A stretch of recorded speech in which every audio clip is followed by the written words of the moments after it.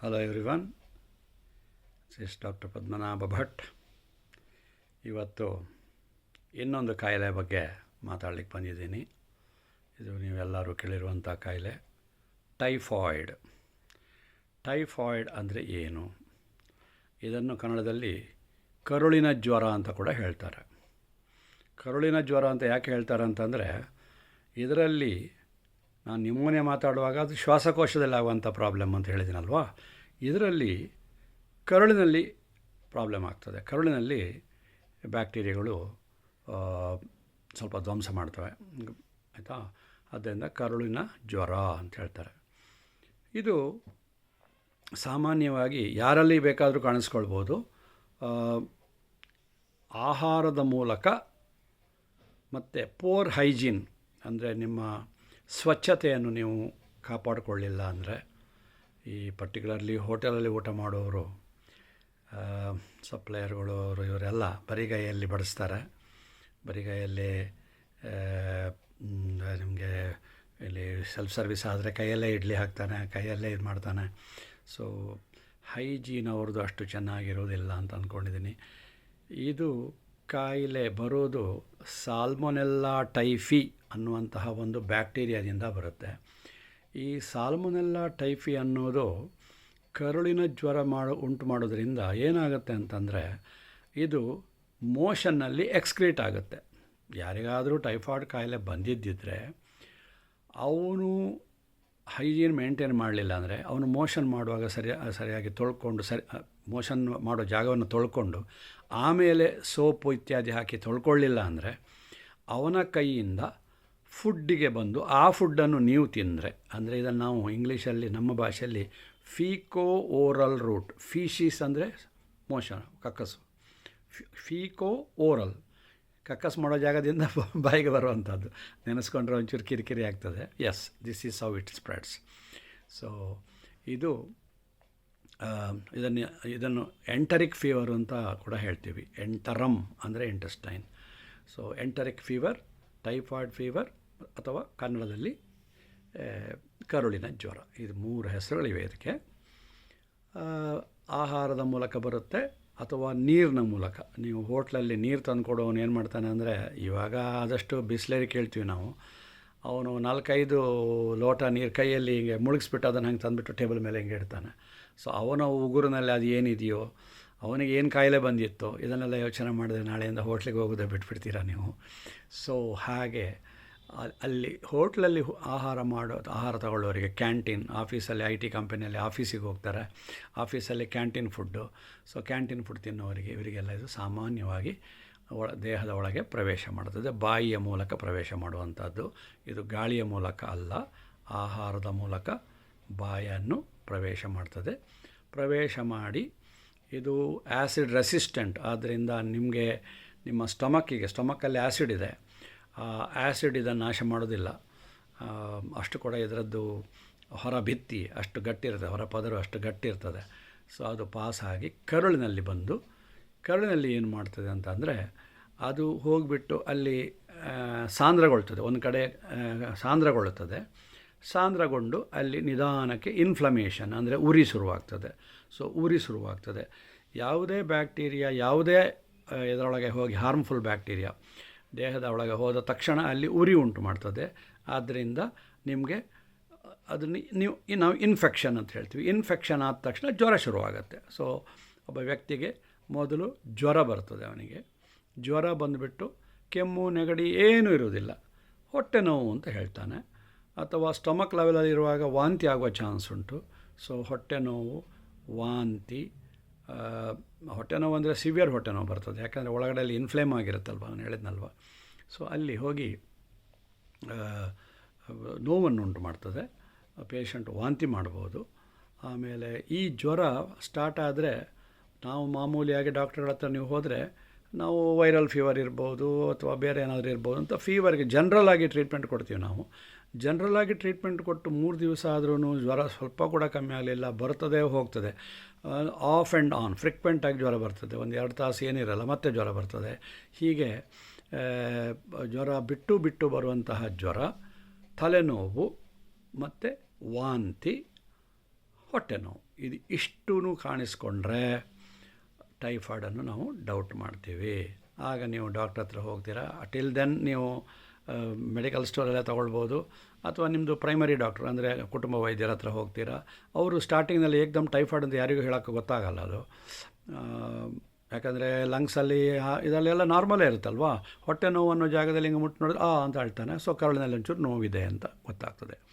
So ಈ ಜ್ವರ 5 ದಿವಸ ಆದರೂ ಕೂಡ ನಾವು ರೆಗ್ಯುಲರಾಗಿ ಹಾಕುವಂಥ ಯಾವುದಾದ್ರು ಮಾಮೂಲಿ ಹಾಕುವಂಥ ಆ್ಯಂಟಿಬಯೋಟಿಕ್ಗಳು ಅದರಲ್ಲಿ ಎಂಥ ಕೂಡ ಯಾವುದಕ್ಕೂ ರೆಸ್ಪಾನ್ಸೇ ಇಲ್ಲ ಅಂತಂದರೆ ಆವಾಗ ನಾವು ರಕ್ತ ಪರೀಕ್ಷೆ ಕಳಿಸ್ತೇವೆ.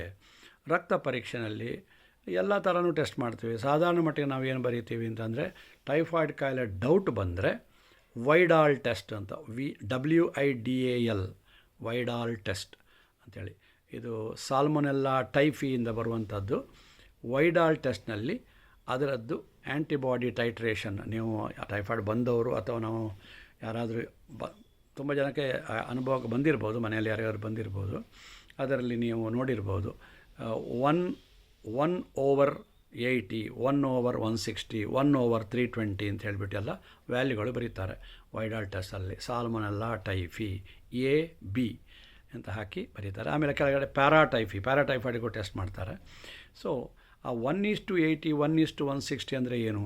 ಅದು ಆ್ಯಂಟಿಬಾಡಿ ಟೈಟ್ರೇಷನ್ ರಿಯಾಕ್ಷನ್ ಅಂತ ಹೇಳ್ತೀವಿ. ಅಂದರೆ ಇದಕ್ಕೆ ನಮ್ಮ ಬಾಡಿಯಲ್ಲಿ ಪ್ರತಿರೋಧಕ ಶಕ್ತಿ, ಆ್ಯಂಟಿಬಾಡೀಸ್, ಆ್ಯಂಟಿಜನ್ ಅಂದರೆ ಈ ರೋಗಾಣು, ಪ್ರತಿರೋಧಕ ಶಕ್ತಿ ಅಂದರೆ ಆ್ಯಂಟಿಬಾಡೀಸ್ ಉತ್ಪತ್ತಿಯಾಗಿ ಆಗೋದು. ಸೊ ಈ ಆ್ಯಂಟಿಬಾಡೀಸ್ ಎಷ್ಟಿದೆ ಅಂತ ಮೆಷರ್ ಮಾಡುವಂಥದ್ದು ಅದು ವೈಡಾಲ್ ಟೆಸ್ಟ್. ಸೊ ನಾವು ಸಾಧಾರಣ ಮಟ್ಟಿಗೆ ವೈಡಾಲ್ ಪಾಸಿಟಿವ್ ಅಂತ ಹಾಕ್ಬಿಡ್ತಾರೆ. ಆದರೆ ಪಾಸಿಟಿವ್ ಅಂತ ಹೇಳಬೇಕಾದ್ರೆ ನಮಗೆ 1/320 ಅಥವಾ 1/160 ಆ ರೇಂಜಲ್ಲಿ ಇದ್ದರೆ ಅದನ್ನು ಪಾಸಿಟಿವ್ ಅಂತ ನಾವು ತಗೊಳ್ತೀವಿ, ಆಯಿತಾ. ಸೊ ಹೀಗೆ ಒಳಗೆ ಹೋದಂತಹ ಬ್ಯಾಕ್ಟೀರಿಯಾ ಕರುಳಿನಲ್ಲಿ ಇನ್ಫ್ಲಮೇಷನ್ ಉಂಟು ಮಾಡ್ತದೆ. ಇನ್ಫ್ಲಮೇಷನ್ ಉಂಟು ಮಾಡಿ ಅಲ್ಲಿ ಒಂದು ಪ್ಯಾಚ್ ಥರ ಆಗ್ತದೆ. ನಾವು ಅದಕ್ಕೆ ಪೇಯರ್ಸ್ ಪ್ಯಾಚಸ್ ಅಂತ ಹೇಳ್ತೀವಿ. PEYER ಪೇಯರ್ಸ್ ಪ್ಯಾಚಸ್ಸಲ್ಲಿ ಇನ್ಫ್ಲಮೇಷನ್ ಆಗಿ ಆವಾಗಲೂ ಕೂಡ ನಿಮ್ಮದು ಡಯಾಗ್ನೋಸಿಸ್ ಮಾಡಿಲ್ಲ, ಬ್ಲಡ್ ಟೆಸ್ಟ್ ಮಾಡಲಿಲ್ಲ ಹಳ್ಳಿ ಕಡೆ ಅಂತ ಹೇಳಿದರೆ ಈ ಪೇಯರ್ಸ್ ಪ್ಯಾಚಸ್ಸಲ್ಲಿ ಅಲ್ಸರ್ ಆಗಿಬಿಟ್ಟು ಟೈಫಾಯ್ಡನ್ನು ಅಲ್ಸರ್ ಮಾಡ್ತದೆ. Typhoid bacilli, that is salmonella typhi, ulcer ಉಂಟು ಮಾಡಿ ಆ ಅಲ್ಸರ್ನಿಂದ ರಕ್ತ ಬರಲಿಕ್ಕೆ ಶುರುವಾಗ್ತದೆ. ಅಲ್ಸರ್ ಅಂದರೆ ಹುಣ್ಣು, ಆ ಹುಣ್ಣಿನಿಂದ ರಕ್ತ ಬರಲಿಕ್ಕೆ ಶುರುವಾಗ್ತದೆ. ಸೊ ಈ ರಕ್ತ ನೀವು ಮೋಷನ್ ಮಾಡುವಾಗ ಒಂಚೂರು ಕಾಣಿಸ್ಕೊಳ್ಬೋದು. ಸೊ 4-5 ದಿವಸ ಜ್ವರ, 6-7 ದಿವಸ ಆಗೋ ಹೊತ್ತಿಗೆ ಮೋಷನಲ್ಲಿ ರಕ್ತ ಬರ್ತಾ ಇದೆ, ಚೂರು ಡ್ರಾಪ್ ಮೋಷನ್ ಜೊತೆ ಮಿಕ್ಸ್ ಆಗಿ ಬರ್ತಾ ಇದೆ ಅಂತಂದರೆ ಇದು confirmed case of typhoid. So ಹಾಗೆ ಟೈಫಾಯ್ಡ್ ಕಾಯಿಲೆಯಿಂದ ಎಂಟ್ರಾದಂದಿನಿಂದ ಸ್ಟಮಕ್ಕಿಗೆ ಪಾಸಾಗಿ ಕರುಳಿಗೆ ಬಂದು ಕರುಳಿನಲ್ಲಿ ಹುಣ್ಣು ಮಾಡಿ ಅಲ್ಲಿ ರಕ್ತಸ್ರಾವ ಆಗ್ತದೆ. ನೀವು ಕರುಳಿನಲ್ಲಿ ರಕ್ತಸ್ರಾವ ಆದಾಗ ಕೂಡ ನೀವು ಡಾಕ್ಟ್ರು ಸರಿಯಾಗಿ ಡಯಾಗ್ನೋಸ್ ಮಾಡಲಿಲ್ಲ, ನೀವು ಡಾಕ್ಟ್ರ್ ಹತ್ರ ಹೋಗಲಿಲ್ಲ ಅಂತಂದರೆ, ನೀವು ಉಷ್ಣಕ್ಕಾಗಿದೆ, ನಾನು ಲಾಸ್ಟ್ ಟೈಮ್ ಹೇಳಿದ್ದೀನಿ ಹೀಟು ಕೋಲ್ಡ್ ವಿಚಾರದಲ್ಲಿ, ನನ್ನ ಬಾಡಿ ಹೀಟು, ಸೊ ಜ್ವರದ ಹೀಟು ಜಾಸ್ತಿ ಆಗಿಬಿಟ್ಟು ರಕ್ತ ಬಂದಿದೆ, ಹೀಗೆ ನಿಮ್ಮನ್ನು ನೀವು ಕನ್ವಿನ್ಸ್ ಮಾಡ್ಕೊಳ್ತಾ ಸಮಾಧಾನ ಮಾಡ್ಕೊಳ್ತಾ ಇದ್ದರೆ ದೇವರೇ ಕಾಪಾಡಬೇಕು ನಿಮ್ಮನ್ನು. ಸೊ ವೈಡಾಲ್ ಟೆಸ್ಟ್ ಮಾಡಿಸ್ಕೊಂಡು ಅದು ಪಾಸಿಟಿವ್ ಬಂದರೆ ಡಾಕ್ಟ್ರು ಅದಕ್ಕೆ ಸೂಟೇಬಲ್ ಆ್ಯಂಟಿಬಯೋಟಿಕ್ ಬರ್ಕೊಡ್ತಾರೆ. ಆ್ಯಂಟಿಬಯೋಟಿಕ್ಸು ಯಾವಾಗಲೂ ಜ್ಞಾಪಕ ಇಟ್ಕೊಳ್ಳಿ, ಮಿನಿಮಮ್ 5 ಡೇಸು, ಮ್ಯಾಕ್ಸಿಮಮ್ 7 to 10 ಡೇಸ್ವರೆಗೂ ತಗೊಳಕ್ಕೆ ಹೇಳ್ತೀವಿ. ಯಾಕಂದರೆ ಒಳಗಡೆ ಇದು ಟೈಫಾಯ್ಡ್ನಲ್ಲಿ ಒಳಗಡೆ ಹುಣ್ಣಾಗಿರೋದು ಅದು ವಾಸಿಯಾಗಲಿಕ್ಕೆ ಟೈಮ್ ತೊಗೊಳ್ತದೆ, ಆಯಿತಾ. ಆಮೇಲೆ ನಿಮಗೆ ನ್ಯಾಚುರಲಿ ಯಾವುದೇ ಹಸಿವಿನಲ್ಲಿ ನಿಮಗೆ ಹಸಿವು ಭಾಳ ಕಮ್ಮಿ ಇರ್ತದೆ, ಎಕ್ಸೆಪ್ಟ್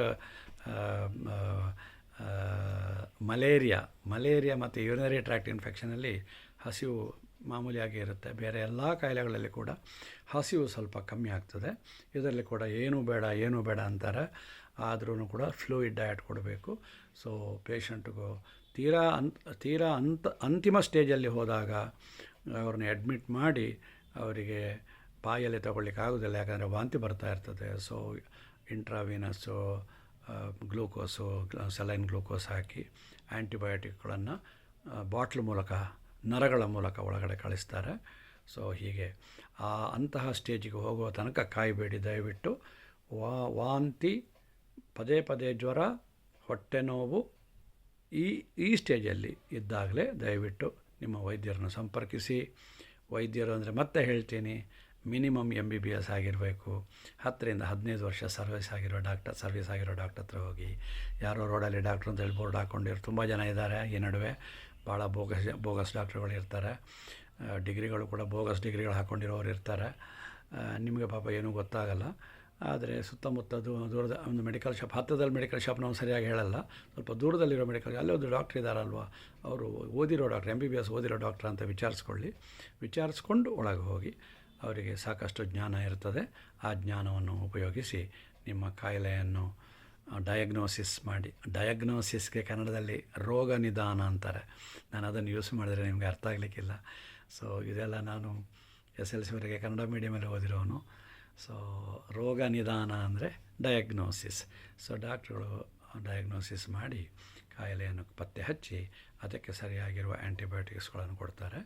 ಮೊನ್ನೆ ಯಾರೋ ಒಬ್ಬರು ಹೇಳಿದ್ರು, ಸರ್ ಆ್ಯಂಟಿಬಯೋಟಿಕ್ಸ್ ಯಾವುದು ಅಂತ ಕೂಡ ಹೇಳಿಬಿಡಿ ಅಂತ. ನಾವು ಆ್ಯಂಟಿಬಯೋಟಿಕ್ಸ್ ಯಾವುದು ಅಂತ ಈಗಲೇ ಹೇಳಿಬಿಟ್ರೆ ನಾನು ಮತ್ತೆ ನನ್ನ ಕ್ಲಿನಿಕ್ ಮುಚ್ಚಬೇಕಾಗ್ತದೆ. ಅದೆಲ್ಲ ನಿಮ್ಮ ವೈದ್ಯರು ನನ್ನ ಹತ್ರ ಬನ್ನಿ ಅಂತ ನಾನು ಹೇಳಲ್ಲ. ಯಾವುದೇ ವೈದ್ಯರ ಅನುಭವ, ಅವರ ಕಣ್ಣಿನಲ್ಲೇ ನಾವು ಅರ್ಧ ಡಯಾಗ್ನೋಸಿಸ್ ಮಾಡ್ತೀವಿ. ಕೆಲವು ಕಾಯಿಲೆಗಳು ಎಲ್ಲ ಅಲ್ಲ. ಕಾರಣ ಕಾಲು ಊತ ಬಂದಿದೆ, ಮುಖದ ಹತ್ರ ಇಲ್ಲಿ ದಪ್ಪ ಆಗಿದೆ, ಆವಾಗಲೇ ನಮಗೆ ಅರ್ಧ ಡಯಾಗ್ನೋಸಿಸ್ ಗೊತ್ತಾಗಿರುತ್ತೆ. ಕೇರ್ಫುಲ್ ಹಿಸ್ಟ್ರಿ ಟೇಕಿಂಗ್ ಅಂದರೆ ಯಾವಾಗ ಶುರುವಾಯಿತು, ಹೇಗೆ ಶುರುವಾಯಿತು, ಮೊದಲು ಏನು ಬಂತು, ಈ ಥರ ನಾವು ತುಂಬ ಪ್ರಶ್ನೆಗಳು ಕೇಳ್ತೀವಲ್ಲ, ನಮಗೆ ಕೆಲಸ ಇಲ್ಲ ಅಂತ ಅಂದ್ಕೋಬೇಡಿ. ಆ ಪ್ರಶ್ನೆಗಳಿಗೆ ಬರೋ ಉತ್ತರದ ಮೇಲೆ ಅರ್ಧ ಡಯಾಗ್ನೋಸಿಸ್ ನಾವು ಮಾಡ್ತೀವಿ. ಅದಾದಮೇಲೆ ನಾವು ಪರೀಕ್ಷೆ ಮಾಡ್ತೀವಿ. ಪರೀಕ್ಷೆ ಮಾಡಿ ಗೊತ್ತಾಗಲಿಲ್ಲ ಅಂದರೆ ಆಗ ರಕ್ತ ಪರೀಕ್ಷೆ ಕಳಿಸ್ತೀವಿ. ಶ್ವಾಸಕೋಶದ ಸಂಬಂಧಪಟ್ಟದಾದರೆ ಎಕ್ಸ್ರೇ ಕಳಿಸ್ತೀವಿ. ಹೀಗೆ ಒಂದು ಸ್ಟೆಪ್ ಬೈ ಸ್ಟೆಪ್ ಹೋಗ್ತೀವಿ ನಾವು. ಅದಾದಮೇಲೆ ನಾವು ಔಷಧಿಗಳು ಬರ್ಕೊಡ್ತೀವಿ, ಡಯಾಗ್ನೋಸಿಸ್ ನೋಡಿಕೊಂಡು ಆಮೇಲೆ ಔಷಧಿಗಳು ಬರ್ಕೊಡ್ತೀವಿ. ಸೊ ಹೀಗೆ ಟೈಫಾಯ್ಡ್ ಕಾಯಿಲೆಯ ಲಕ್ಷಣಗಳು ಹೇಳಿದ್ದೀನಿ. ಅದನ್ನು ವೈದ್ಯರ ಹತ್ರ ತೋರಿಸಿ ಅದಕ್ಕೆ ಸರಿಯಾಗಿರೋ ಚಿಕಿತ್ಸೆ ತಗೊಳ್ಳಿ. ಚಿಕಿತ್ಸೆ ಮಾಡಿಕೊಂಡು ವಾಸಿ ಮಾಡಿಕೊಳ್ಳಿ. ರೋಗ ವಾಸಿ ಆದರೂ ಕೂಡ ಆ ಬ್ಯಾಕ್ಟೀರಿಯಾಗಳು ಇನ್ನೂ ಕೂಡ ನಿಮ್ಮ ಮೋಷನ್ನಲ್ಲಿ ಹೋಗ್ತಾ ಇರಬಹುದು. ಸೊ ಒಂದು 2 ರಿಂದ 3 ವಾರ ಭಾಳ ಹುಷಾರಾಗಿರಿ. ಫುಡ್ಡನ್ನು ಹ್ಯಾಂಡ್ಲ್ ಮಾಡಬೇಡಿ, ಇನ್ನೊಬ್ಬರ ಫುಡ್ಡನ್ನು ಹ್ಯಾಂಡ್ಲ್ ಮಾಡಬೇಡಿ. ಪ್ರತಿಯೊಂದು ಕೆಲಸ ಆದಮೇಲೆ, ಬಾತ್ರೂಮ್ ಕೆಲಸಗಳಾದಮೇಲೆ ದಯವಿಟ್ಟು ನಿಮಗೆ ಕೈಗೆ ಡೆಟಾಲ್ ಸೋಪಲ್ಲಿ ವಾಶ್ ಮಾಡಿಕೊಂಡು ಆಮೇಲೆ ನಿಮ್ಮ ಆಹಾರ ಸೇವಿಸಿ, ಕೈಯಲ್ಲಿ ಸೇವಿಸೋದಾದರೆ. ಆಮೇಲೆ ಅಡುಗೆ ಮಾಡುವವರೆಲ್ಲ ಎಲ್ಲರಿಗೂ ಒಂದು ಕಿವಿ ಮಾತು, ದಯವಿಟ್ಟು ನೀವು ಪ್ರತಿಯೊಂದು ಐಟಮ್ ಮಾಡಬೇಕಾದ್ರೂ ಅದನ್ನು ನೀವು ಟೇಸ್ಟ್ ನೋಡ್ತೀರಾ, ಕೈ ಹಾಕ್ತೀರಾ, ಏನು ಮಾಡ್ತೀರೋ, ದಯವಿಟ್ಟು ನಿಮ್ಮ ಕೈಯನ್ನು ಚೆನ್ನಾಗಿ ವಾಶ್ ಮಾಡಿ, ಸೋಪಲ್ಲಿ ವಾಶ್ ಮಾಡಿ ಆನಂತರ ಮಾಡಿ. ಮೇಯ್ನ್ ಥಿಂಗ್ ನಾನು ಹೇಳೋದು, ಹೈಜೀನ್ ಮೇಂಟೈನ್ ಮಾಡಿ. ನೀವು ಸ್ವಚ್ಛತೆಯನ್ನು ಕಾಪಾಡಿ, ನಿಮ್ಮ ಕೈಗಳ ಸ್ವಚ್ಛತೆಯನ್ನು ಕಾಪಾಡಿಕೊಳ್ಳಿ. ಆವಾಗ ಈ ಟೈಫಾಯ್ಡ್ ರೋಗ ಹರಡಲ್ಲ. ಇಲ್ಲ ಅಂದರೆ ಒಂದು ಮನೆಯಲ್ಲಿ ಒಬ್ಬರಿಗಿದ್ದರೆ ಎಲ್ಲರಿಗೂ ಬರುತ್ತೆ. ಪರ್ಟಿಕ್ಯುಲರ್ಲಿ ತಾಯಿ ಆದವಳು, ಅಡುಗೆ ಮಾಡೋವಳು ತಾಯಿಗೆ ಬಂದರೆ ಖಂಡಿತ ಬಾಕಿ ಎಲ್ರಿಗೂ ಬರ್ತದೆ. ಇಷ್ಟು ಹೇಳಿ, ಇನ್ನೊಂದು ಕ್ವಶನ್ ಎಲ್ಲರೂ ಕೇಳ್ತಾರೆ, ಇದಕ್ಕೆ ವ್ಯಾಕ್ಸಿನ್ ಇದೆಯಾ ಸರ್? ಹೌದು, ಟೈಫಾಯ್ಡ್ ವ್ಯಾಕ್ಸಿನ್ ಇಸ್ ಅವೈಲೇಬಲ್. ಅದು ಈ ಥರ ಮನೆಯಲ್ಲಿ ಯಾರಿಗಾದ್ರೂ ಟೈಫಾಯ್ಡ್ ಅಂತ ಗೊತ್ತಾದ ತಕ್ಷಣ, ಅಥವಾ ಸುತ್ತಮುತ್ತಲಿರಲಿ ಟೈಫಾಯ್ಡ್ ಕಾಯಿಲೆಗಳಿವೆ ಅಂತ ಗೊತ್ತಾದ ತಕ್ಷಣ ನಿಮ್ಮ ಕುಟುಂಬ ವೈದ್ಯರನ್ನು ಸಂಪರ್ಕಿಸಿ ಟೈಫಾಯ್ಡ್ ವ್ಯಾಕ್ಸಿನನ್ನು ತರಿಸಿಬಿಟ್ಟು ಕೊಡ್ತಾರೆ ಅವರು. ಸೊ ಟೈಫಾಯ್ಡ್ ವ್ಯಾಕ್ಸಿನ್ ಅವರು ಎಷ್ಟು ಹಾಕೋಬೇಕು ಅಂತ ಅವರೇ ಹೇಳ್ತಾರೆ, ಹಾಕ್ಸ್ಕೊಳ್ಬೋದು. ಟೈಫಾಯ್ಡ್ ಕೂಡ ವ್ಯಾಕ್ಸಿನ್ ಇದೆ ಬರದಾಗೆ ತಡೀಲಿಕ್ಕೆ. ಅದು ಟೆಂಪರರಿ, ಲಾಂಗ್ ಟರ್ಮ್ ಅಲ್ಲ. ಸೊ ಆಮೇಲೆ ಟೈಫಾಯ್ಡ್ ಒಬ್ಬರಿಗೆ ಬಂದರೆ ಮತ್ತೆ ಬರ್ತದಾ, ಅವರಿಗೆ ಮತ್ತೆ ಬರ್ತದಾ ಅಂತೆಲ್ಲ ಪ್ರಶ್ನೆ ಕೇಳ್ತಾರೆ. ಅದು ನಿಮ್ಮ ಬಾಡಿಯ ಇಮ್ಯುನಿಟಿಯ ಮೇಲೆ ಡಿಪೆಂಡ್ ಆಗುತ್ತೆ. ನಿಮ್ಮ ಇಮ್ಯೂನ್ ಸಿಸ್ಟಮ್ ಸ್ಟ್ರಾಂಗ್ ಇದ್ದರೆ ಸ್ವಲ್ಪ ಒಂದು 2 ವರ್ಷ 3 ವರ್ಷ ತಡ್ಕೋಬೋದು. ಸೊ ಹಾಗಾಗಿ ನೀವು ನನಗೆ ಒಂದು ಸರ್ತಿ ಬಂದಿದೆ ಇನ್ನೂ ಬರೋಲ್ಲ ಅಂತ ಆ ಥರ ಏನಿಲ್ಲ. ಅದು ಕೆಲವು ವೈರಲ್ ಕಾಯಿಲೆಗಳು ಆ ಥರ ಇರ್ತವೆ. ಇದು ಬ್ಯಾಕ್ಟೀರಿಯಲ್ ಕಾಯಿಲೆಗಳು. ಆ ಸಮಯಕ್ಕೆ ಬಂದಿದೆ, ಅದಕ್ಕೆ ಔಷಧಿ ಕೊಟ್ಟಿದ್ದೇವೆ, ವಾಸಿ ಆಯಿತು, ಇಷ್ಟೇ. ಅದಕ್ಕಿಂತ ಜಾಸ್ತಿ ನೀವು ಎಕ್ಸ್ಪೆಕ್ಟೇಷನ್ ಮಾಡಬೇಡಿ. ಸೊ ಇಷ್ಟು ಹೇಳಿ, ಟೈಫಾಯ್ಡ್ ಅಥವಾ ಕರುಳಿನ ಜ್ವರ ಅಥವಾ ಎಂಟರಿಕ್ ಫೀವರ್, ಇದಕ್ಕೆ ಇನ್ನೂ ಒಂದು ಹೆಸರಿದೆ. ಅದು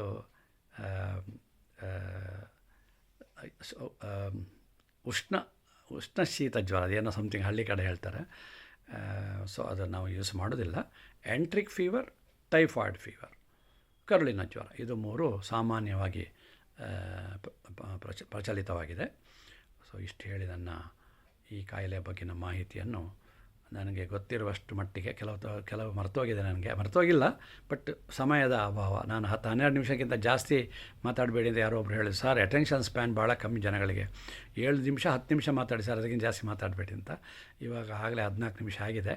ಸೊ ಇಲ್ಲಿಗೆ ನನ್ನ ಈ ಮಾತನ್ನು ನಿಲ್ಲಿಸ್ತೀನಿ.